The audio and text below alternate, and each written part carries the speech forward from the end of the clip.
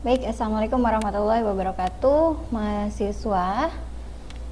Pada video kali ini, saya akan menjelaskan kontrak perkuliahan. Seperti biasa, di awal semester kita akan melakukan kontrak. Kita akan melakukan kesepakatan antara saya dan kalian sebagai mahasiswa terkait proses pembelajaran selama 1 semester ke depan. Jadi di semester ini saya akan mengampu mata kuliah Morfologi Bahasa Indonesia dengan bobot 3 SKS. Mata kuliah ini akan mempelajari tentang kata dan pembentukannya. Kompetensi umum yang akan dicapai dalam mata kuliah ini adalah setelah mempelajari mata kuliah ini, diharapkan mahasiswa dapat memahami dan mempunyai kompetensi tentang kata dan pembentukannya. Oke, di sini saya sudah merangkum beberapa materi ke dalam beberapa pertemuan. Jadi pertemuan 1 dan 2 nanti kita akan mempelajari tentang hakikat morfologi.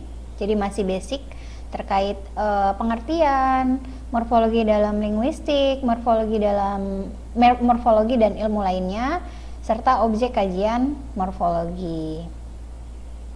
Kemudian di pertemuan ketiga nanti kita akan membahas tentang morfem. Jadi lebih khusus lagi kita bahas satu persatu tentang morfem, cara mengidentifikasi morfem, alomorf dan morf, serta jenis morfem. Kemudian ada di pertemuan keempat 4 dan 5 ini karena pembahasannya lumayan banyak. Jadi nanti kita akan membahas tentang bentuk dasar, pembentukan kata, hasil pembentukan dari sebuah kata, makna gramatikal, serta infleksi dan derivasi.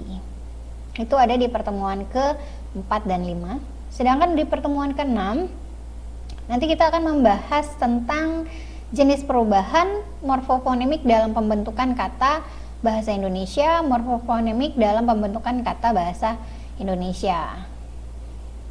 Di pertemuan ke-7 kita akan berbicara tentang klasifikasi kelas kata terbuka, berbicara tentang nomina, verba, dan adjektiva.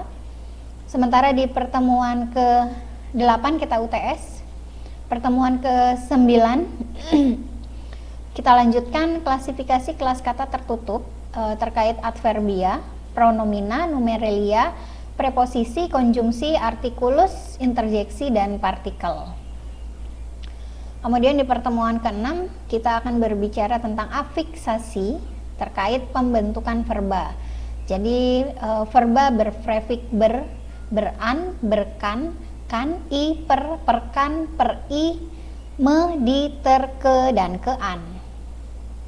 Kemudian di pertemuan ke-11 kita akan berbicara tentang afiksasi tapi pembentukan nomina. Kalau tadi verba, di pertemuan ke-11 kita akan berbicara tentang afiksasi pembentukan nomina. Nomina berprefik ke, an, pe, pean, peran, an, en, dan ter.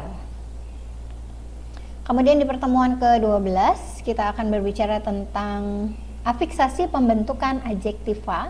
Jadi dasar adjektiva berprefik pe, se, akhiran an, ter, kean, mekan, dan mei. Kemudian di pertemuan 13 dan 14 kita berbicara tentang reduplikasi. Reduplikasi fonologis, sintaksis, semantik, dan morfologi. Karena lumayan banyak saya bagi menjadi 2 pertemuan, yaitu pertemuan 13 dan 14. Sementara di pertemuan ke-15 kita akan berbicara tentang komposisi. Ada pengantar komposisi, ada komposisi nominal, komposisi verbal, dan komposisi adjektival. Oke, jadi di sini untuk metode atau strategi saya buat diskusi secara kolaboratif, walaupun konteksnya seperti ini, tapi dalam kondisi saat ini kita tidak lagi melakukan diskusi secara tatap muka, tapi diskusi dilakukan secara online atau virtual. Kemudian untuk tugas, nanti akan ada tugas individu. Saya akan memberikan instruksinya di pertengahan pertemuan. Kemudian ada juga tugas akhir menjelang UAS seperti biasa. Untuk penilaian masih sama, partisipasi 15%, tugas 20%, UTS 25%, dan UAS 40%. Jadi totalnya 100%. Seperti biasa ada nilai A, Amin, B+, dan seterusnya. Baik, ini adalah kontrak untuk mata kuliah Morfologi Bahasa Indonesia.